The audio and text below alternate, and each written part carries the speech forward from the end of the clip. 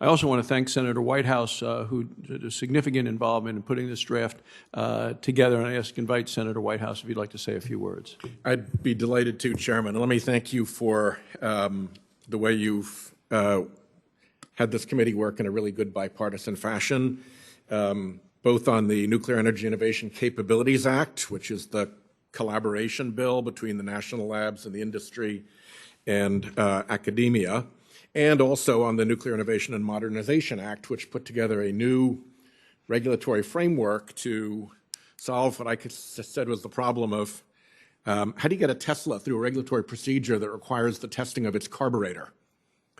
And by analogy, we've got to change the regulatory framework for nuclear innovation to adapt to the fact that these are going to be innovations.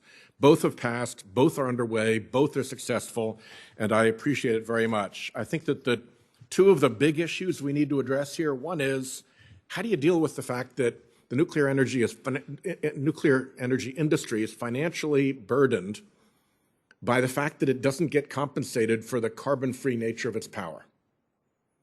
It makes no damn sense to shut down a safely operating nuclear plant to open up a gas-fired plant that actually costs more, but gets away with actually costing more because the carbon differential doesn't factor into the equation.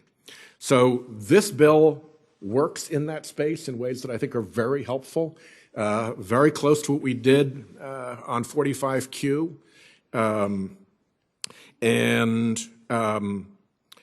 We also have this problem of spent fuel, nuclear waste, for which we have no solution. Some people say we're going to put it in Nevada. Good luck with that. I don't think so. I don't think we have a solution.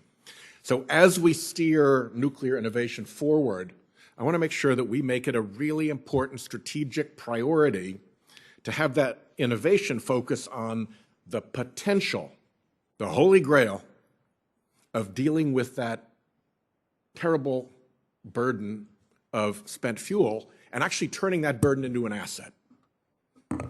Senator Braun is here. He comes with a business perspective. If we were a company, that spent fuel would be a liability on our books, and every single member of that board of that company would be saying, oh my God, how do we get that liability off our books? And if we're $1 million liability, you have a $999,000 incentive to get it off your books. But it just sits there. And this bill actually creates some incentives and some reporting to kind of get it onto America's books so we pay attention. So I thank the chairman for both of those. We have work to do before I can fully support this bill on the environmental review side, on what we call streamlining, and with respect to foreign investment. That is what is keeping me from being on this bill at this point. But I think the chairman and the members of this committee know that I have been a good partner on these issues, have worked in good faith and in good bipartisan spirit, and I expect that we're going to get there on this bill as well. I pledge that I will work as hard as I can to make sure that we do get there. And I thank you, and I want to give a particular shout out to Armin Cohen, one of our witnesses today. You may not know this, but many years ago, my first job as a new kid in the Rhode Island Attorney General's office was the job nobody else wanted. It's like, you're the last one in, you get public utility regulation.